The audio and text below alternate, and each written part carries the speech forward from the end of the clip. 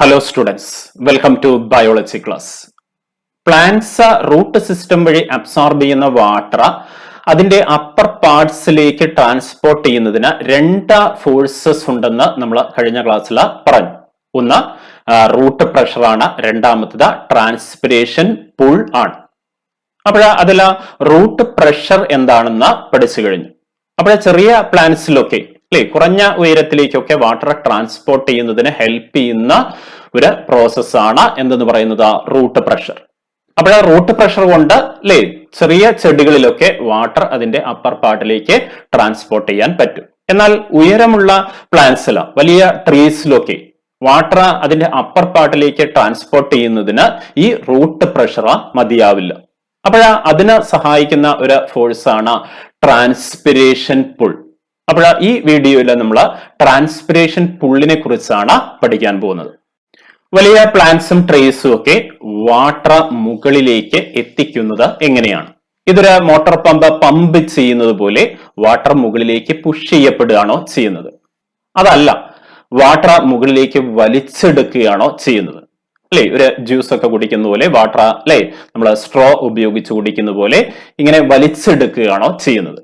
അതായത് വാട്ടർ പുഷാണോ അല്ലെങ്കിൽ പുള്ളാണോ? ഇതായിരുന്നു ശാസ്ത്രജ്ഞന്മാരുടെ പ്രധാനപ്പെട്ട ഒരു സംശയം. അപ്പോൾ എങ്ങനെയാണ് പ്ലാന്റ്സിന്റെ മുകൾ ഭാഗത്തേക്ക് വാട്ടർ എത്തുന്നത്? അത് എങ്ങനെയാണെന്ന് നമുക്ക് നോക്കാം. Water is mainly pulled through the plant body and the driving force is transpiration. പ്ലാന്റ്സിന്റെ ലീവ്സിൽ നടക്കുന്ന ട്രാൻസ്പിരേഷൻ ആണ് പ്ലാന്റ് ബോഡിയിൽ വാട്ടർ റൂട്ട് സിസ്റ്റത്തിൽ നിന്നും അതിന്റെ അപ്പർ പാർട്ടിലേക്ക് ട്രാൻസ്പോർട്ട് ചെയ്യാൻ കാരണം. അപ്പോൾ ആ ട്രാൻസ്പിരേഷൻ നടക്കുമ്പോൾ ഒരു പുൾ ഉണ്ടാകുന്നു, അല്ലെങ്കിൽ ഒരു വലിവ് ബലം ഉണ്ടാകുന്നു. ഈ വലിവ് ബലം മൂലമാണ് വാട്ടർ അപ്പർ പാർട്ടിലേക്ക് ട്രാൻസ്പോർട്ട് ചെയ്യപ്പെടുന്നത്.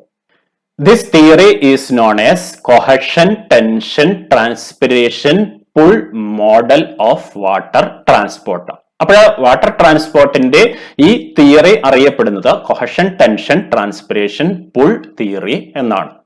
അപ്പോൾ ട്രാൻസ്പിരേഷൻ പുൾ മുഖേന നടക്കുന്ന വാട്ടർ ട്രാൻസ്പോർട്ടിന്റെ വേഗത വളരെ കൂടുതലാണ്.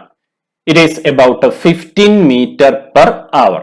അപ്പോൾ ഒരു മണിക്കൂറിൽ 15 മീറ്റർ ഉയരത്തോളം വാട്ടർ ട്രാൻസ്പോർട്ട് ചെയ്യുന്നതിന് ഈ ട്രാൻസ്പിരേഷൻ പുള്ള് ഹെൽപ്പ് ചെയ്യുന്നുണ്ട്.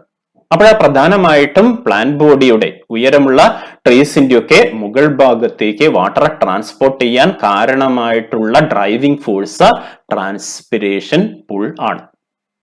ഇനി ട്രാൻസ്പിരേഷൻ പുൾ എങ്ങനെ ഡിഫൈൻ ചെയ്യാം? Pull of water as a result of tension created by transpiration cause water movement upwards in a plant body is called a transpiration pull. അപ്പോൾ plant ബോഡിയിൽ ഉണ്ടാകുന്ന transpiration കാരണം plant ബോഡിയുടെ upper പാർട്ടിൽ ഒരു tension create ചെയ്യുന്നു, അല്ലെങ്കിൽ ഒരു വലിവ് ബലം ഉണ്ടാകുന്നു. ഈ ടെൻഷൻ കാരണം എന്ത് സംഭവിക്കും? പ്ലാന്റ് ബോഡിയുടെ അപ്പർ പാർട്ടിലേക്ക് വാട്ടർ ട്രാൻസ്പോർട്ട് ചെയ്യപ്പെടുന്നു. ഇതിനെയാണ് ട്രാൻസ്പിരേഷൻ പുൾ എന്ന് പറയുന്നത്. അപ്പോൾ ട്രാൻസ്പിരേഷൻ പുൾ ഉണ്ടാകാൻ കാരണം പ്ലാന്റ്സിൽ നടക്കുന്ന ട്രാൻസ്പിരേഷൻ പ്രോസസ് ആണ്. അപ്പൊ എന്താണ് transpiration? Transpiration is the loss of water in the form of water vapour from the plant body. അപ്പോൾ പ്ലാന്റ് ബോഡിയിൽ നിന്നും വാട്ടർ വേപ്പർ ആയിട്ട് നഷ്ടപ്പെടുന്ന പ്രോസസ് ആണ് transpiration. The transpiration is mainly taking place through stomata. അപ്പോൾ പ്ലാന്റ്സിന്റെ ലീവ്സിലൊക്കെ കാണപ്പെടുന്ന വളരെ സൂക്ഷ്മങ്ങളായ സ്റ്റൊമാറ്റ എന്ന് പറയുന്ന ഓപ്പണിങ്സിലൂടെയാണ് എന്ത് നടക്കുന്നത്? ട്രാൻസ്പിരേഷൻ പ്രധാനമായിട്ടും നടക്കുന്നത്. The exchange of oxygen and carbon dioxide is also taking place through these stomata. അപ്പോൾ ഈ സ്റ്റൊമാറ്റയിലൂടെ എന്തും നടക്കുന്നുണ്ട്? ഗ്യാഷ്യസ് എക്സ്ചേഞ്ച് നടക്കുന്നുണ്ട്. അപ്പോൾ ഓക്സിജനും കാർബൺ ഡൈ ഓക്സൈഡും പ്ലാന്റ്സിന് ആവശ്യമുള്ളതാണ്. ഓക്സിജൻ റെസ്പിറേഷൻ ആവശ്യമുണ്ട്, കാർബൺ ഡൈ ഓക്സൈഡ് ഫോട്ടോസിന്തസിസിന് ആവശ്യമുണ്ട്. അതുപോലെ തന്നെ ഫോട്ടോസിന്തസിസ് നടക്കുമ്പോൾ ഓക്സിജൻ റിലീസ് ചെയ്യുന്നുണ്ട്. അപ്പോൾ ഇങ്ങനെ ഓക്സിജൻ പുറത്തേക്ക് പോകുന്നതും അതുപോലെ തന്നെ കാർബൺ ഡൈ ഓക്സൈഡ് അബ്സോർബ് ചെയ്യുന്നതും ഇനി റെസ്പിറേഷന്റെ സമയത്ത് ആവശ്യമുള്ളപ്പോൾ ഓക്സിജൻ അബ്സോർബ് ചെയ്യുന്നതും പ്രധാനമായിട്ടും ഏതിലൂടെയാണ്? ഈ പറയുന്ന സ്റ്റൊമാറ്റയിലൂടെയാണ്. അപ്പോൾ സ്റ്റൊമാറ്റ ഗ്യാഷ്യസ് എക്സ്ചേഞ്ചിനും ആവശ്യമാണ്. അപ്പോൾ പ്ലാന്റ്സ് അബ്സോർബ് ചെയ്യുന്ന വാട്ടറിന്റെ 1% താഴെ മാത്രമാണ് ഫോട്ടോസിന്തസിസിനും പ്ലാന്റ് ഗ്രോത്തിനും ഉപയോഗിക്കുന്നത്. ബാക്കി 99% വാട്ടർ സ്റ്റൊമാറ്റയിലൂടെ ട്രാൻസ്പിരേഷൻ മുഖേന നഷ്ടപ്പെടുകയാണ്. So loss of water from the plant body is very high.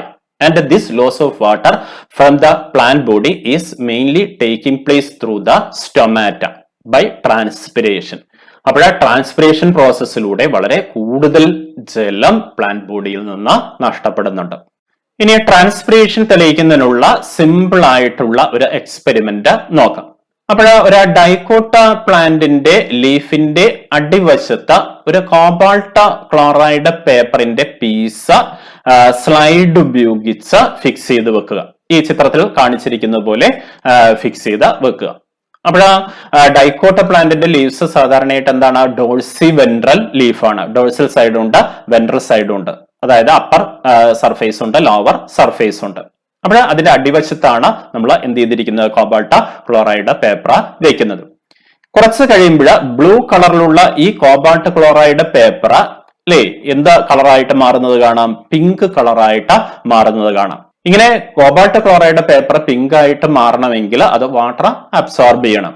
അപ്പോൾ ഈ ലീഫിനടിയിൽ എന്തുണ്ടാകുന്നുണ്ട്?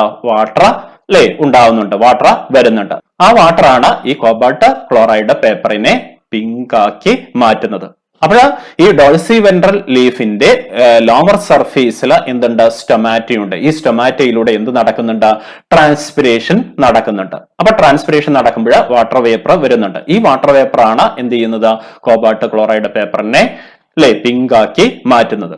ഇനി മോണോകോട്ട ലീവ്സ് ആണെങ്കിൽ അത് ഐസോബൈലാറ്ററൽ ലീഫാണ്. അതിന്റെ രണ്ട് വശത്തും എന്തുണ്ടായിരിക്കും? സ്റ്റൊമാറ്റ ഉണ്ടായിരിക്കും. അപ്പോൾ നമുക്ക് ഏത് വശത്ത് വേണമെങ്കിലും എന്ത് ചെയ്യാം? കോബാൾട്ട് ക്ലോറൈഡ് പേപ്പർ വെക്കാം. അത് അവിടെ പിങ്ക് ആയിട്ട് മാറുന്നത് നമുക്ക് കാണാം. ട്രാൻസ്പിരേഷൻ നടക്കുന്നത് സ്റ്റൊമാറ്റയിലൂടെയാണെന്ന് നമ്മൾ പറഞ്ഞു. അപ്പോൾ സ്റ്റൊമാറ്റ ഓപ്പൺ ചെയ്യുകയും ക്ലോസ് ചെയ്യുകയും ചെയ്യുന്നുണ്ട്. അപ്പോൾ എല്ലാ സമയത്തും സ്റ്റൊമാറ്റ ഓപ്പൺ ചെയ്യില്ല. ഡേ ടൈമിലാണ് സാധാരണയായിട്ട് സ്റ്റൊമാറ്റ ഓപ്പൺ ചെയ്യുന്നത്. നൈറ്റ് ആകുമ്പോൾ സ്റ്റൊമാറ്റ ക്ലോസ് ചെയ്യുകയും ചെയ്യും. അപ്പോൾ ഡേ ടൈമിലാണ് എന്താ നടക്കുന്നത്? പ്രധാനമായിട്ടും ട്രാൻസ്പിരേഷൻ നടക്കുന്നത്. ഇവിടെ കാണിച്ചിരിക്കുന്ന ഈ ചിത്രത്തിൽ ഓപ്പൺ ചെയ്തിരിക്കുന്ന സ്റ്റൊമാറ്റ കാണാം. This is the stomatal pore or opening. ഇതാണ് സ്റ്റൊമാറ്റയുടെ ഓപ്പണിംഗ്. ഈ രണ്ട് സെൽസ് എന്താണ്? ഗാർഡ് സെൽസ് ആണ്. അപ്പോൾ ഗാർഡ് സെൽസിന്റെ ടെർജിഡിറ്റിയിലുള്ള മാറ്റമാണ് സ്റ്റൊമാറ്റ ഓപ്പൺ ചെയ്യുന്നതിനും ക്ലോസ് ചെയ്യുന്നതിനും കാരണം. ഇനി സ്റ്റൊമാറ്റ എങ്ങനെ ഓപ്പൺ ചെയ്യുന്നുവെന്നും ക്ലോസ് ചെയ്യുന്നുവെന്നും നമുക്ക് നോക്കാം. ഒരു ഡൈക്കോട്ട പ്ലാന്റിലെ സ്റ്റൊമാറ്റയുടെ സ്ട്രക്ചർ കാണിക്കുന്ന ചിത്രമാണ് ഇവിടെ കാണിച്ചിരിക്കുന്നത്. അപ്പോൾ ഈ ചിത്രത്തിൽ നമുക്ക് ഗാർഡ് സെൽസ് കാണാം. അപ്പൊ രണ്ട് ഗാർഡ് സെൽസ് ഉണ്ട്. ഇത് ഒരു ഗാർഡ് സെല്ലാണ്, ഇത് അടുത്ത ഗാർഡ് സെല്ലാണ്. ഇത് കിഡ്നി ഷേപ്ഡ് ആണ് അല്ലെങ്കിൽ ബീൻ ഷേപ്ഡ് ആണ്. ഈ ഗാർഡ് സെൽസിന്റെ ഇന്നർ വാൾസ്, അതായത് ഈ ഓപ്പണിങ്ങിനോട് ചേർന്നിരിക്കുന്ന വാൾസ് ഹൈലി തിക്കൻഡ് ആണ്, അതുപോലെ തന്നെ ഇലാസ്റ്റിക് ആണ്. അപ്പം നല്ല കട്ടിയുള്ള വാൾസ് ആണ് ആ ഭാഗത്തുള്ളത്, എലാസ്റ്റികത ഉള്ള വാളുമാണ്. ഇനി ഈ ഗാർഡ് സെൽസിന്റെ പുറമേക്കുള്ള ഈ ഭാഗത്തേക്കുള്ള വാൾസ് എന്താണ്? തിന്നുമാണ്, നേരിയ വാൾസ് ആണ്. ഇനി ഈ ഗാർഡ് സെൽസിലേക്ക് വാട്ടർ എൻറ്റർ ചെയ്യുന്നു വിചാരിക്കാം. ഇങ്ങനെ വാട്ടർ എൻറ്റർ ചെയ്ത് കഴിഞ്ഞാൽ ഗാർഡ് സെൽസ് എന്താവും? ടർജിഡ് ആവും. ഇങ്ങനെ ടർജിഡ് ആയി കഴിഞ്ഞാൽ ഗാർഡ് സെൽസ് ഈ തിന്നായിട്ടുള്ള ഭാഗത്തേക്ക് എന്ത് ചെയ്യും? ബൾജ് ചെയ്യും. അപ്പൊ ഈ രണ്ട് ഭാഗത്തേക്കും അല്ലേ എന്ത് സംഭവിക്കുന്നു? ഗാർഡ് സെൽസ് ബൾജ് ചെയ്യുന്നു. അങ്ങനെ ബൾജ് ചെയ്യുന്നതിന് സഹായിക്കുന്നതാണ് ഇതിൽ റേഡിയൽ ആയിട്ട് അറേഞ്ച് ചെയ്തിരിക്കുന്ന മൈക്രോ ഫൈബ്രിൽസും.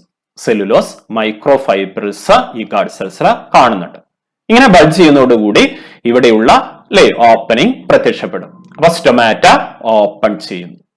ഇനി എങ്ങനെയാണ് ക്ലോസ് ചെയ്യുന്നത് നോക്കാം. ഈ ഗാർഡ് സെൽസിലുള്ള വാട്ടർ അല്ലേ അടുത്തുള്ള സെൽസിലേക്ക് പോകുന്നു എന്ന് വിചാരിക്കാം.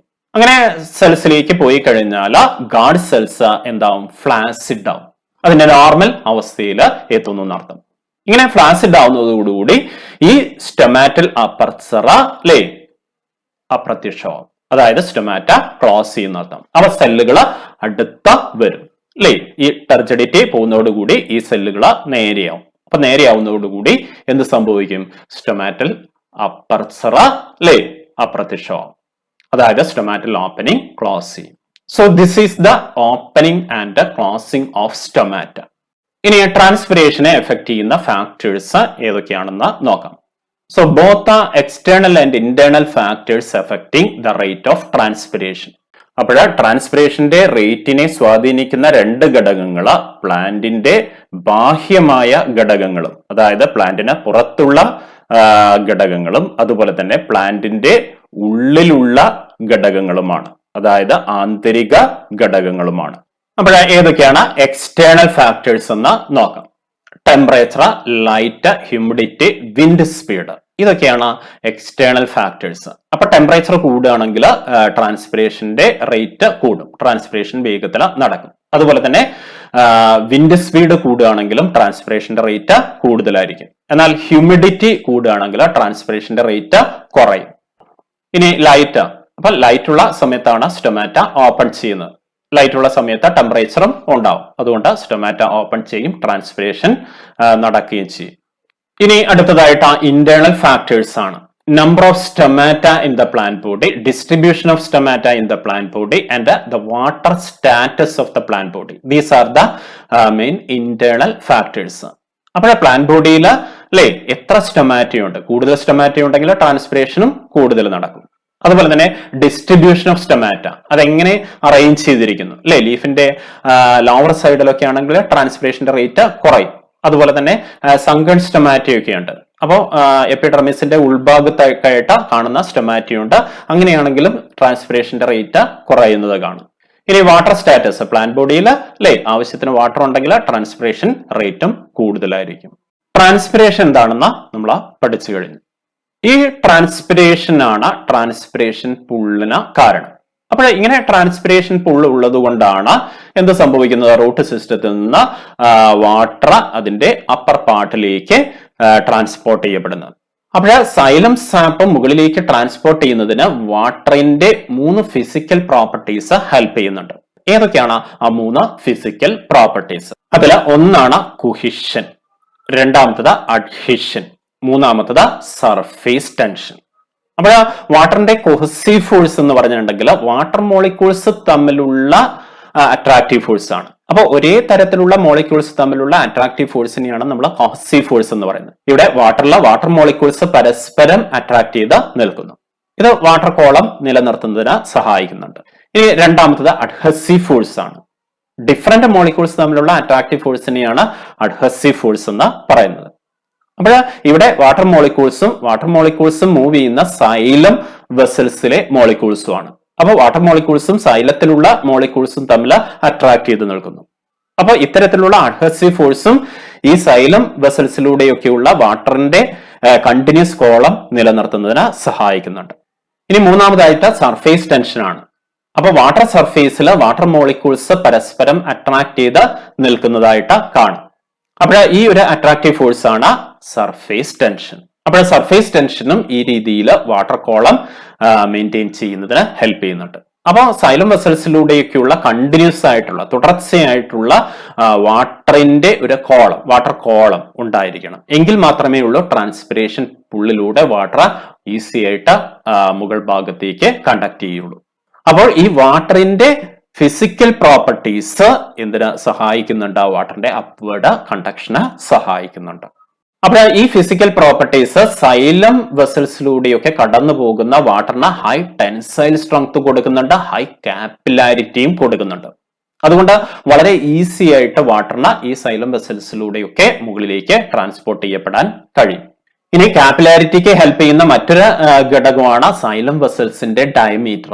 വളരെ നേരിയ കുഴലുകളാണ്, ഇതിന്റെ ഡയമീറ്റർ വളരെയധികം കുറവാണ്. ഇത്തരത്തിലുള്ള നേരിയ ട്യൂബിലൂടെ വാട്ടർ റേസ് ചെയ്യുന്നതിന് വാട്ടറിന്റെ കാപ്പിലാരിറ്റി വളരെയധികം ഹെൽപ്പ് ചെയ്യും. ഇനി ട്രാൻസ്പിരേഷൻ പൂൾ എങ്ങനെ നടക്കുന്നു എന്ന് നോക്കാം. ഇവിടെ ഒരു മരത്തിനെ റെപ്രസെന്റ് ചെയ്യുന്ന ഡയഗ്രാം ആണ് കാണിച്ചിരിക്കുന്നത്. അപ്പൊ അതിൽ റൂട്ട്സ് കാണിച്ചിട്ടുണ്ട്, സ്റ്റെം കാണിച്ചിട്ടുണ്ട്, ലീവ്സും കാണിച്ചിട്ടുണ്ട്. അറ്റ്മോസ്ഫിയറിക് എയറിൽ വാട്ടറിന്റെ കോൺസെൻട്രേഷൻ കുറവാണെങ്കിൽ ലീവ്സിൽ നിന്നും ട്രാൻസ്പിരേഷൻ വഴി വാട്ടർ എങ്ങോട്ട് നഷ്ടപ്പെടും? അറ്റ്മോസ്ഫിയറിലേക്ക് നഷ്ടപ്പെടും. അപ്പോൾ ഇങ്ങനെ വാട്ടർ നഷ്ടപ്പെട്ടാൽ ലീഫ് ഈ സൈലം വെസൽസിൽ നിന്നും ട്രക്കീഡ്സിൽ നിന്നൊക്കെ വാട്ടർ എങ്ങോട്ടാ എടുക്കും? ലീവ്സിലേക്ക് എടുക്കും. അപ്പോൾ ഈ സൈലം വെസൽസിൽ അല്ലെ സൈലം ട്രക്കീഡ്സിലൊക്കെ വാട്ടറിന്റെ കുറവുണ്ടാവും.